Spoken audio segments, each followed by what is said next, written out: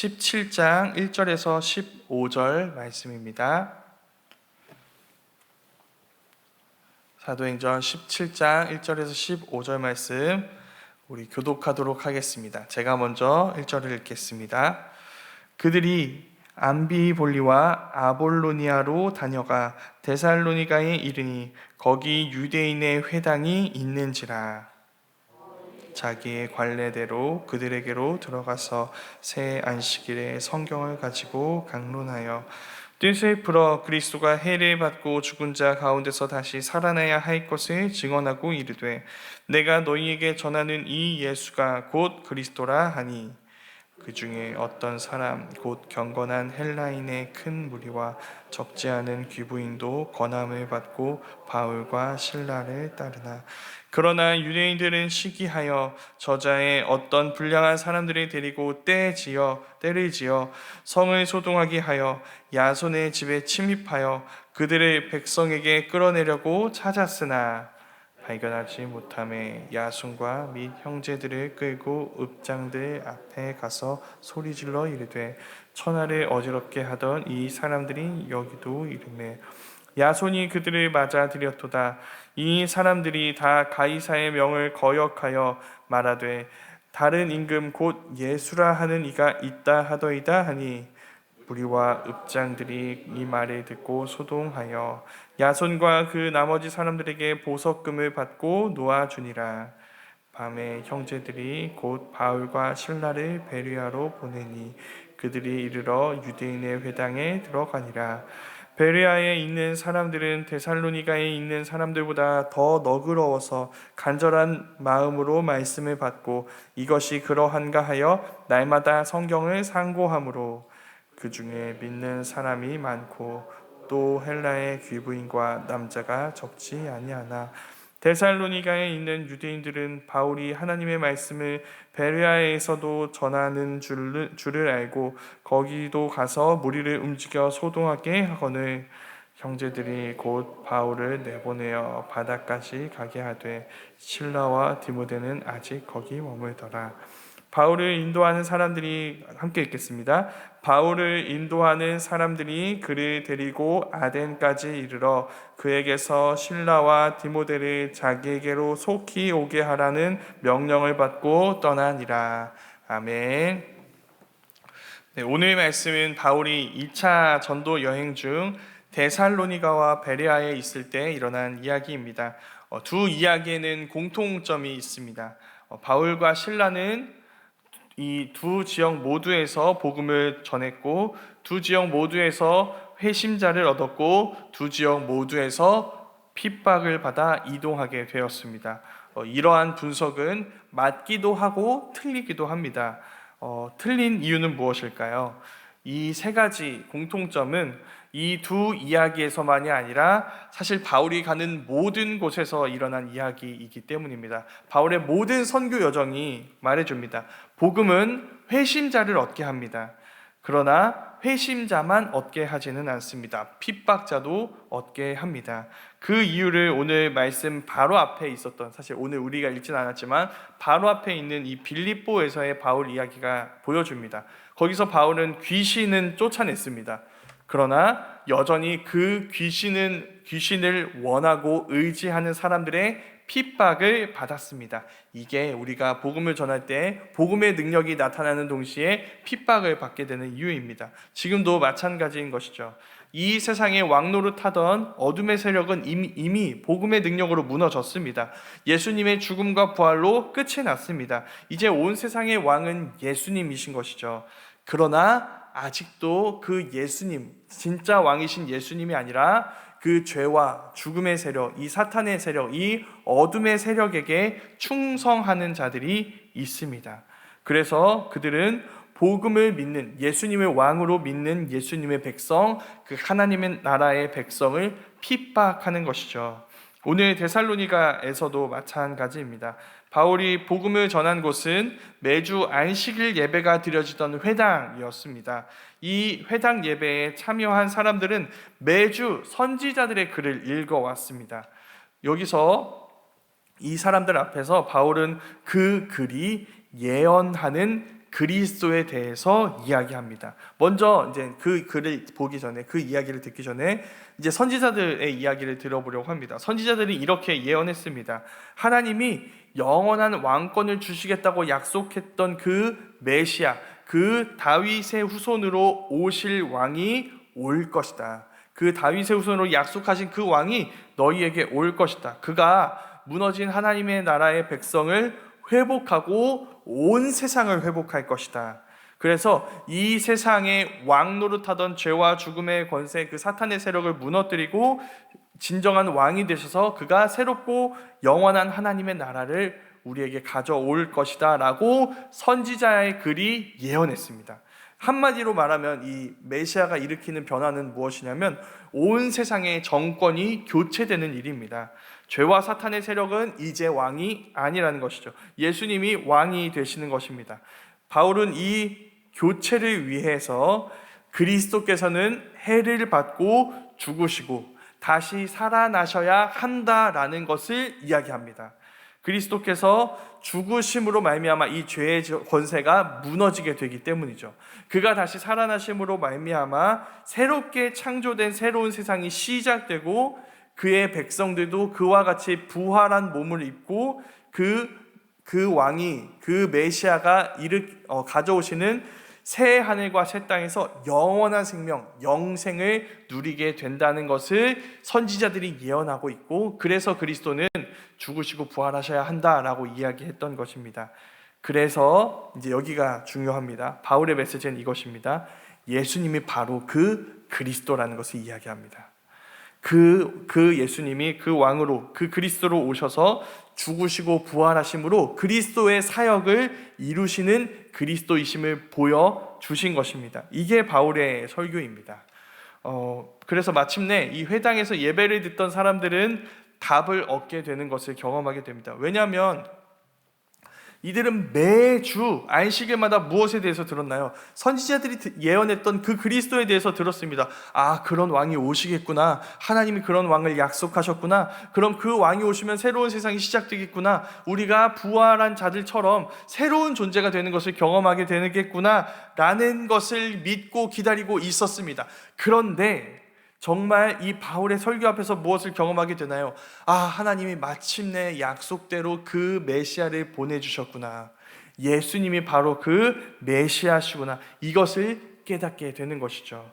그 그리스도로 오신 예수님을 경험하게 된 것입니다. 그렇게 그들은 이제 주님을 드디어 만나게 되는 것, 주님이 그들을 찾아오시게 되는 것을 경험하게 되는 것입니다. 아, 듣긴 들었습니다. 그리스도에 대해서 듣긴 들었습니다. 그러나 그가 누구인지는 깨닫지 못했습니다. 그래서 괴로운 것이죠. 아, 빨리 그가 오셨으면 좋겠다. 그는 어떤 모습으로 오실 것인가, 어떻게 우리를 찾아오실 것인가를 기다리고 있었던 그들의 괴로운 마음을 주님께서는 찾아내셨고, 그래서 그들을 찾아오셨던 것입니다. 특이한 건 이 사람들의 프로필인데요. 이 사람들은 어떤 사람들이었을까요? 이 사람들은 대다수가 귀부인이었다고 이야기합니다. 그러니까 사회적인 영향력이 있습니다. 부를 가진, 이미 부족할 것이 없는 사람들입니다. 지금도 이런 사람들에게 복음을 전해보신 적 있으신가요? 이런 사람들에게 복음을 전하는 것은 거의 재앙에 가까운 일입니다. 왜냐하면 그들이 우리보다 잘 살고 있어요. 우리는 그들보다 나은 게 하나도 없습니다. 뭐 사회적 영향력 면에서나 소유 면에서나 아무것도 나은 것이 없습니다. 근데 우리가 그런 사람들에게 복음을 전한다면 그들은 어떻게 생각할까요? 잘 해봐야 아이고 애쓴다, 그래, 정신 승리한다 라는 반응이 돌아올 뿐입니다. 아주 높은 확률로 우리는 무시당하고 말 것입니다. 그런데 그런 부족할 것 없는 사람들이 지금 예배에 나와 있습니다. 회당에 있어요. 파티에 가지 않고 회당에 나와서 예배를 드리고 있습니다. 억지로 앉아 있는 것이 아니라 귀담아 듣고 있습니다. 그 예언을 성취하는 복음의 이야기를 듣고 정말 그 예수님, 복음을 우리 가운데 주신 그 복음의 이야기를 성취하신 예수님 이야기를 귀담아 듣고 있는 것입니다. 그들이 우리에게 이야기해 줍니다. 많은 소유가 예수님을 믿지 않아도 되는 이유가 되지 않습니다. 어떤 평판도 어떤 재물도 그들의 진짜 영혼의 목마름을 해결할 수는 없습니다. 오직 예수님만이 해결하실 수 있는 것이죠. 그래서 그들이 우리에게 이야기해 주는 것은 이것입니다. 앞으로 우리를 찾아오는 모든 상황들 중에 우리가 예수님을 믿지 않아도 된다 하는 상황은 오지 않을 것입니다. 세상 어떤 것도 우리에게서 예수님을 제거하고 그 예수님의 자리를 대체할 수가 없을 것입니다. 그걸 복음을 믿는 사람은 압니다. 진짜 복음을 믿는 사람은 이 복음과 다른 것을 바꿀 수가 없는 것이죠. 그걸 이 데살로니가에서 예수님을 믿은 사람들이 우리에게 알려줍니다. 그 시작은, 이 사람들의 이야기의 시작은 이제 박해로 시작되는데요. 바울의 설교로 회심한 이 사람들을 보고 유대인들이 시기를 합니다. 왜냐하면 이 사람들이 영향력 있는 사람들이거든요. 이 사람들의 행보는 많은 사람들의 행보를 좌우합니다. 그러니까 이 사람들이 예수님 믿게 되면 어떻게 될까요? 또 다른 수많은 사람들이 예수님을 믿게 될 수 있습니다. 그러니까 두려운 것이죠. 시기가 나는 것입니다. 그래서 일어나서 박해를 시작하는데 어떻게 시작하냐면 이렇게 합니다.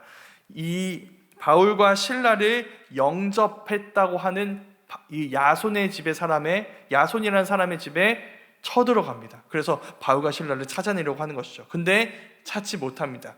그러자 어떻게 할까요? 그 두 사람을 영접한 야손을 핍박합니다.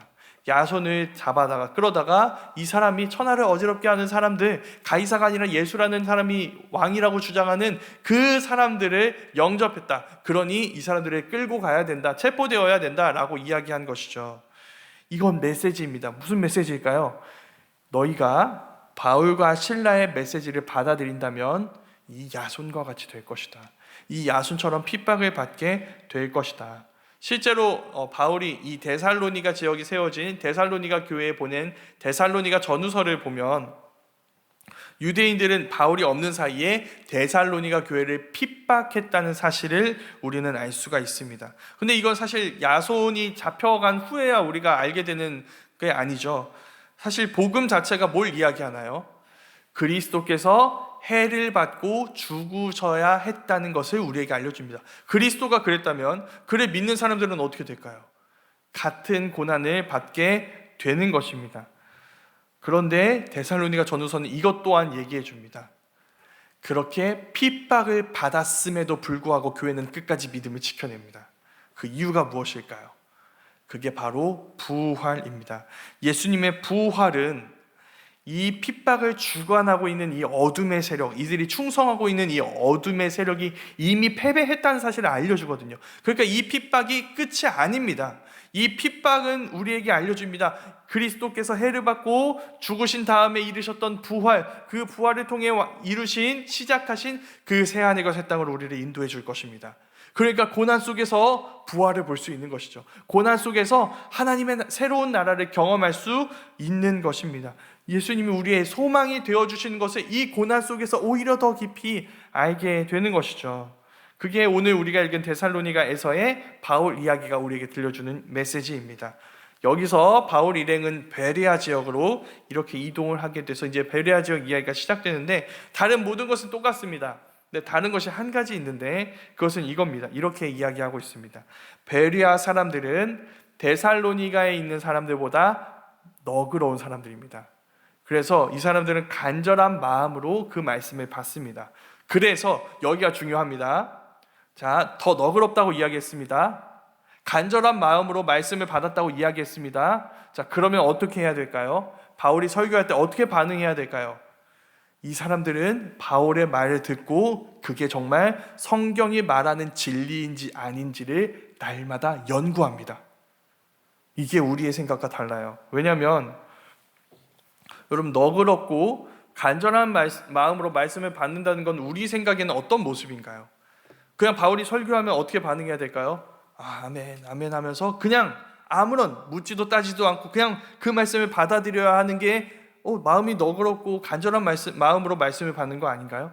근데 그렇게 성경은 이야기하고 있지 않습니다. 진짜 말씀을 사모한다는 건 정말 우리가 설교나 말씀을 들었을 때 그 말씀이 정말 성경이 말하는 진리인지 아닌지를 고민하고 질문을 던진다는 것과 같습니다. 그러니까 질문은 성경 말씀을 듣고 말씀을 설교하는 이야기를 듣고 우리가 질문한다는 건 어떤 뜻이냐면 무례하다는 뜻이 아니라 말씀을 사모한다는 뜻입니다. 왜냐하면 생각한다는 뜻이거든요. 그 말씀이 정말 진리인지 아닌지를 분별하고 그 말씀이 진리인지 진리라는 사실을 진짜 진리라면 진리라는 사실을 확신하고 싶다는 이 간절한 마음이 우리 가운데 있다는 의미이기 때문입니다. 그래서 말씀을 들었을 때 고민해야 됩니다. 분별해야 합니다. 그래서 그 말씀이 정말 진리라는 것을 확신하게 되었을 때 우리는 그 진리의 기초 위에 우리의 인생을 세울 수 있는 사람들이 되기 때문입니다. 바울의 설교가 그래야 했다면 다른 설교 역시도 우리는 그렇게 말씀을 사모하는 것으로 반응해야 하는 것이죠. 그렇게 우리 모두가 베레아 사람들의 말씀 사모함에서 나오는 이 말씀 연구와 분별 그리고 확신을 갖게 되었으면 좋겠습니다. 그리고 데살로니가 교회와 같이 그 진리 때문에 오는 많은 고난 속에서도 변함없이 이 우리의 모든 상황과 어둠을 이기고 밝혀내는 빛이신 그 복음의 능력과 하나님의 나라를 우리 모두가 경험하게 될 수 있기를 간절히 소망합니다. 그 진리와 복음의 능력을 깊이 연구하고 그 능력을 깊이 경험하는 삶을 우리 모두가 오늘도 살아갈 수 있기를 간절히 소망합니다. 우리 오늘 말씀을 기억